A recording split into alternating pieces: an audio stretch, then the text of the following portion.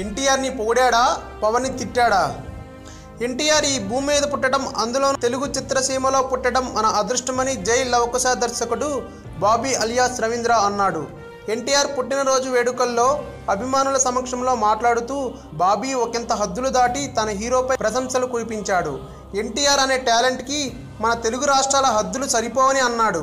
అంతటితో ఆగకుండా తాను ఇంతకు ముందు స్టార్తో చేశానని, ఇప్పుడు ఎన్టీఆర్తో చేస్తున్నానని, కానీ ఒక స్టార్తో చేస్తున్న భావన ఒక్కరోజు కూడా కలగడం లేదని అన్నాడు.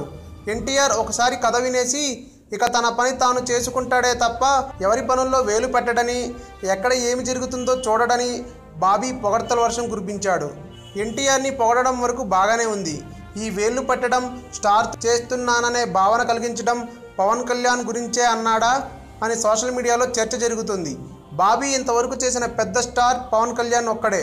సర్దార్ గబ్బర్ సింగ్ చిత్రానికి బాబీకి ఫ్రీడమ్ ఇవ్వలేదని రూమర్స్ అప్పట్లో వినిపించాయి. కానీ ఆ చిత్రం ఆడియో ఫంక్షన్లో బాబీ అవన్నీ కాదని పవన్పై చాలా ప్రశంసలు కురిపించాడు.